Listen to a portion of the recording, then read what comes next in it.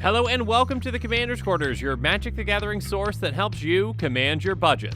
This show and episodes like this one are possible thanks to viewers like you. If you're looking for an easy way to help support this show, make sure that you like, share, and subscribe. Also, hit that bell notification icon so you don't miss any new episodes. You can also go check out our playmats and other merchandise at thecommandersquarters.com. Another easy way to support this show is with our TCG player affiliate links. So whether you're buying a deck or individual cards, you can use this general link right here or one in the description. And the final way that you can support this show is by supporting us directly by becoming a patron. There are many benefits to being a patron, and I truly couldn't do this without all their support.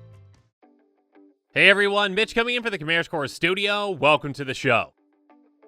Today's episode comes to you courtesy of Thomas, who's been supporting this channel as a general tier patron. I truly couldn't do this without the support from amazing patrons like Thomas, so again, Thomas, thank you so much for your support. And for the personalized deck tech, Thomas chose Vial Smash for the Fierce and Reyhan Last of the Abzan. The focus of the deck is going to be to utilize Hydras and other X-cost spells to smack people in the face with Vial Smasher's ability, or just overwhelm them with +1/+1 counter buffed creatures. So let's jump into the commander, starting off first with Vial Smasher. Vial Smasher the Fierce is a 2/3 Goblin Berserker for 1 black-red. She has, whenever you cast your first spell each turn, she deals damage equal to that spell's converted mana cost to an opponent chosen at random. And then Reyhan Last of the Abzan is a 0/0 human warrior that costs 1 black-green. She's going to enter the battlefield with 3++1 counters on her, and whenever a creature you control dies or is put into the command zone, if it had 1 or more ++1 counters on it, you may put that many ++1 counters on target creature.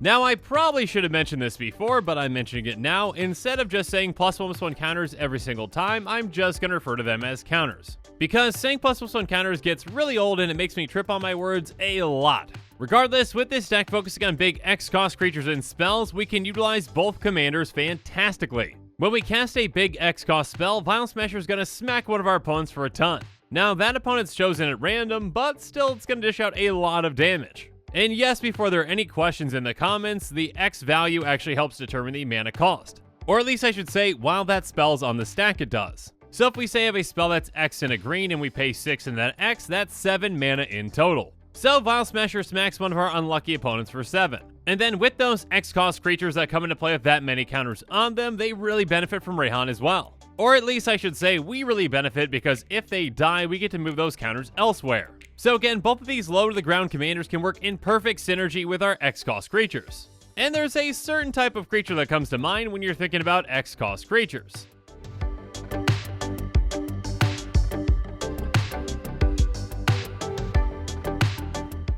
And that would be Hydras like Genesis Hydra, Hooded Hydra, and Hungering Hydra. Genesis Hydra is a plant Hydra for X green.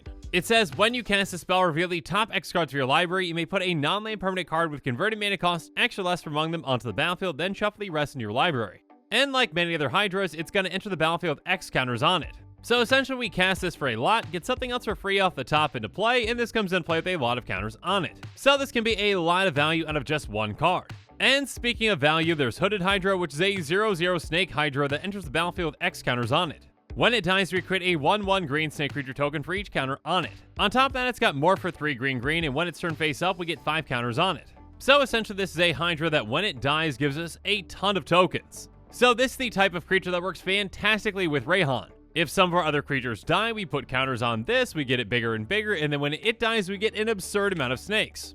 And we get to move those counters onto something else as well and have more fun with that. And then Hungering Hydra enters the battlefield with X counters on it, and it can't be blocked by more than one creature. Whenever it's dealt damage, we get that many counters on it. So basically, our opponents have to block this with only one creature, and every single time they do, they're going to be dealing damage to it, and then it gets even bigger. So this can really grow counters on its own very quickly.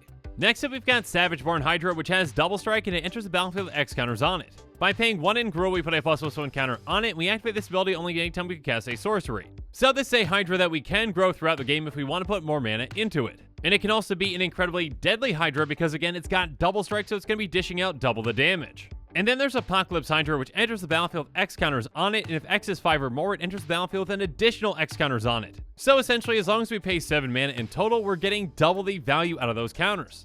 And on top of that, if we need to, we can pay 1 in red to remove one of those counters from it to deal 1 damage to any target. So this can ping down creatures or ping down players once they get low. Next up, we've got Capricopian, which has what must be one of the most unique creature types in all of Magic, being a Goat Hydra. Yeah, that's kind of weird, but awesome. But I guess we've already talked about a plant Hydra, which was also kinda weird, but I didn't mention that. Let's keep going. Anyways, Camp Procopian comes into play with X counters on it. It has pay 2, put a +1 counter on Camp Procopian, then you may reselect which player Camp Procopian is attacking. Only the player Capricornia is attacking may activate this ability, and only during the declare attacker step. Basically, this is a Hydra that can grow throughout the game by our opponents paying to make it grow. If we swing at someone and they don't want it to attack them, they can pay 2 for it to attack someone else, but that's gonna grow to make it even bigger. So it can be really fun to see exactly how big this Goat Hydra gets. And then there's Wildwood Scourge, which comes into play with X counters on it. And then whenever one or more counters are put on a non-Hydra creature you control, put a counter on Wildwood Scourge. So this might not count our Hydras getting counters, but it counts everything else. So if we've got Reyhan in play and we have a creature die, we can move its counter to something else, and if that's not a Hydra, then this grows as well. And then Mistcutter Hydra has got a lot going on as well. It can't be countered, it's got haste, protection from blue, and it enters the battlefield with X counters on it. So if you're playing against your friend's Tolerance Sky Summoner deck, good luck to them. And even a very simple Hydra like Feral Hydra can be very impactful in this deck. It comes into play with X counters on it, and it has pay 3, put a +1 counter on it, any player may activate this ability. Now, most of the time our opponents probably aren't going to pay that, and it's actually pretty steep for us to pay it as well, but we can if we need to. Regardless, if we cast this for a lot, again, we still get a lot of benefits from each of our commanders. And of course, to help us cast these for even more, we're going to be running Gargos Vicious Watcher. Gargos is an 8/7 Vigilant Hydra that says Hydra spells you cast cost 4 less to cast. And then whenever a creature you control becomes the target of a spell, Gargos Vicious Watcher fights up to 1 target creature you don't control. Saving 4 mana on each of our Hydras is huge. Again, that's going to be more counters and more damage. And on top of that, if anyone tries to target any of our creatures, Gargos is going to have something to say about that. Not too many of our opponent's creatures can survive fighting an 8/7. But of course, outside of Hydras, those aren't the only X spells that we're going to be running in this deck.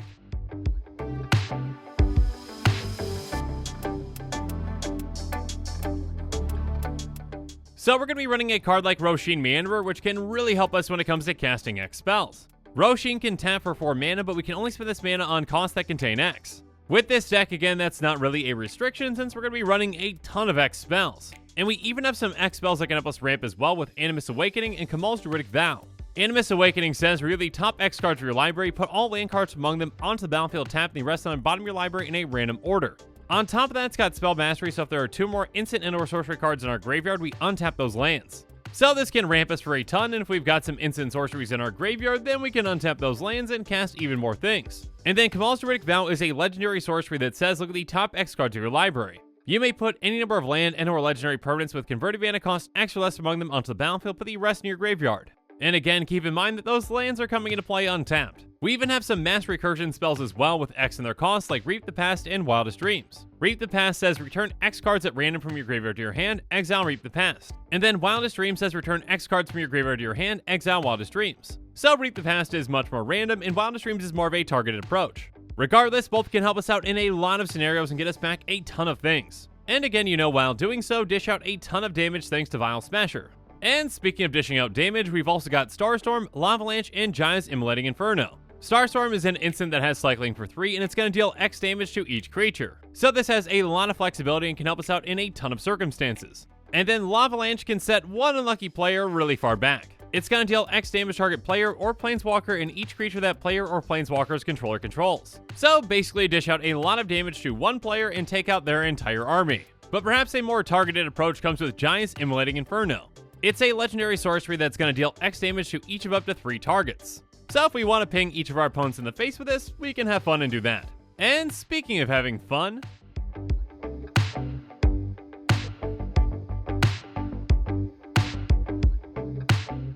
let's talk about some cards that can give us even more value and make this deck even more fun. And we're going to start off with the golden pig of this deck, which is the number 1 card out of our 99. And the golden pig of this deck is Obosh the Prey Piercer.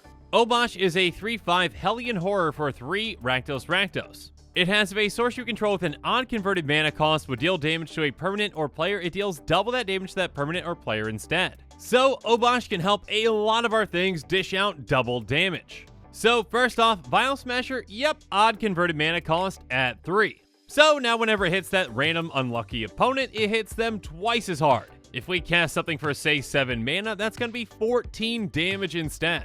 So yeah, this can take out our opponents really quickly. And keep in mind that we've got a good amount of Hydras that cost X and a green, which when they're on the field, they only have a mana cost of 1.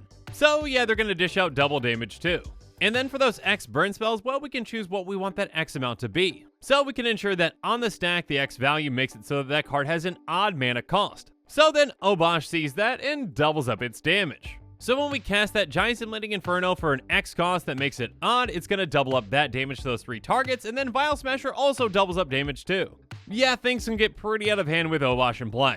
It makes a lot of effective things in this deck doubly as effective, and that's why it's the Golden Pig. But next up, let's move on to another Rakdos legend with Ixava Rakdos Blood Witch. Ixava is a 3/5 with First Strike and Haste, and it has Unleash. And each other creature you control they counter on it has Haste. So now our Hydras have Haste, which is incredibly deadly. With this in play, we can swing big out of absolutely nowhere. And speaking of swinging big, we've got some ways to make our creatures even bigger with those counters. Corpse Jack Menace says if 1 or more counters will be put on a creature you control, twice that many counters are put on it instead. This is absolutely insane, not just with our Hydras, but with our commander as well. If we cast a Hydra where X is 4, it usually would come into play with 4 counters on it, but now it comes into play with 8.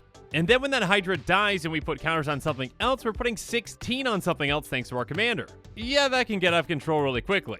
And then Winding Constrictor does this in a smaller way, but it's still very effective in this deck. It says if 1 or more counters be placed on an artifact or creature you control, that many of those counters plus 1 are placed on that permanent instead. And more counters in a Hydra-focused deck is never a bad thing. And then Evolution Sage can help us take advantage of our ramp. It says when a land enters the battlefield under your control, proliferate. So for each counter on our creatures, we get another one of those counters. And then one final way that we can take advantage of our counters is with a fantastic card, Inspiring Call. It's an instant that says, draw a card for each creature you control they counter on it. Those creatures gain indestructible until end of turn. So for just 3 mana, this protects nearly all of our creatures and draws us an absurd amount of cards. This can easily swing the game into our favor if someone else casts a board wipe, and we're ready for it with this.